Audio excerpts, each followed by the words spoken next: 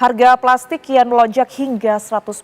Pedagang di pasar tradisional di Kulon Progo terpaksa harus mengurangi ukuran dagangan mereka untuk mengambil untung tipis agar para pelanggan tetap membeli dagangannya. Dampak kenaikan harga plastik sejak 2 pekan terakhir berdampak bagi pedagang, salah satunya di Pasar Wates, Kabupaten Kulon Progo, Yogyakarta. Kenaikan 60 hingga 100% untuk berbagai jenis plastik membuat para pedagang kebingungan. Selain plastik, harga kedelai yang juga merangkak naik membuat produsen tahu menjerit. Sementara selama ini plastik menjadi satu-satunya pilihan untuk mengemas dagangan mereka.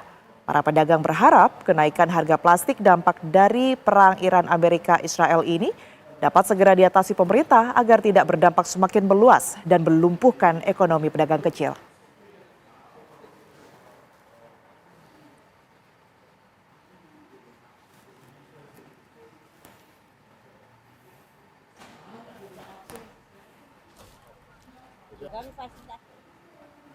Ya, untuk mengetahui seberapa jauh sebenarnya dampak dari perang yang kemudian ini menyasar ataupun juga turut menjadi dampak pada harga plastik di Yogyakarta, pemirsa, kita akan langsung mengarah ke Arga Dumadi yang saat ini berada di Pasar Giwangan, Yogyakarta. Selamat malam, Arga. Seperti apa harga dari plastik di Pasar Giwangan? Ya, selamat malam. Seperti sudah disampaikan sebelumnya tadi bahwa ini memang kenaikan harga plastik membuat para pedagang harus memutar otak kiranya bagaimana mereka harus mencoba untuk mengatur strategi agar tetap mendapatkan untung dari penjualan mereka begitu ya. Termasuk di Pasar Giwangan ini saya akan mengajak Anda untuk mencoba berbincang-bincang ini dengan salah satu pedagang. Ya, selamat malam, dengan Pak siapa? Bisa berdiri. Selamat malam, dan Pak Agus. Pak Agus.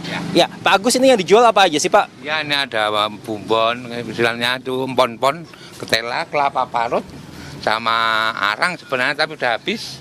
Dan ya bumbon-bumbon pawon lah. Jadi ini bumbu dapur ya, yang mana ini pasti pengemasannya butuh plastik ya Pak ya. Nah Pak, mau tanya, ini kan harga plastik ini kan sudah naik. Nah ini Bapak bagaimana caranya untuk memutar otak nih, supaya pastikan harus tetap dapat untung begitu ya Pak? Ya. Jadi segini, masalah harga plastik yang melonjak, ada yang 100%, ada yang begitu istilahnya 2 kali lipatnya itu, kami cuma bertahan. Untung aja posisinya kita bisa, gimana kita bisa mencari barang dagangan yang lebih murah untuk mengelabui gimana kita bisa membeli plastik. Jadi gimana kita bisa untung tapi tidak merugikan konsumen. Gitu. Kalau selama ini Bapak menggunakan plastik yang ukurannya berapa Pak? Dan biasanya harganya berapa? Sekarang jadi berapa Pak? Oh, harga plastik biasanya saya yang paling kecil sendiri ini biasanya kan segini itu untuk harga kelapa 5.000 itu cuma 4.000, sekarang udah 9.000. Terus yang ini 1 kiloan, yang dulunya itu 6,5, sekarang udah 11.000.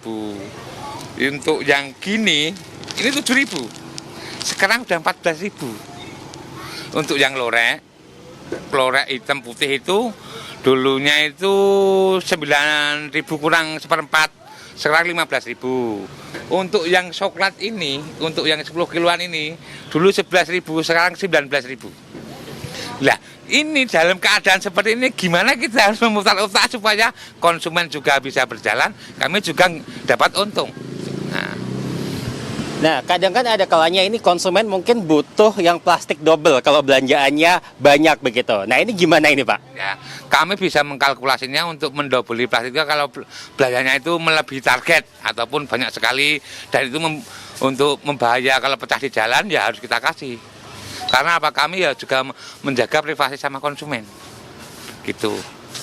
Kalau sejauh ini, apakah kemudian sudah ada pengaruh gitu ya dari kenaikan harga plastik ini terhadap penjualan dan mungkin juga terhadap jumlah konsumen ini Pak?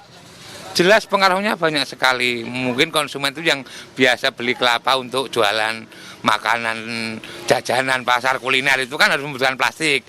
Itu dulunya sebelum plastik naik itu ambil kelapa 5 kilo, 7 kilo, sekarang cuma 2 kilo. Jadi penurunan omset juga sini menurun drastis, karena apa? Dari konsumen juga mengambilnya kelapa juga turun. Terus untuk bumbon biasanya belinya 10.000 komplit, sekarang cuma 5.000 komplit. Nah itu.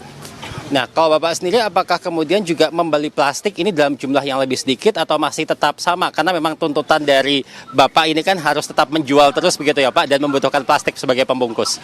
Saya tetap bertahan harus berusaha untuk beli plastik karena apa? Jangan sampai konsumen itu istilahnya itu kecewa karena cuman plastik itu pun kok sampai istilahnya itu coro jawabannya mutung terus kayak gitu.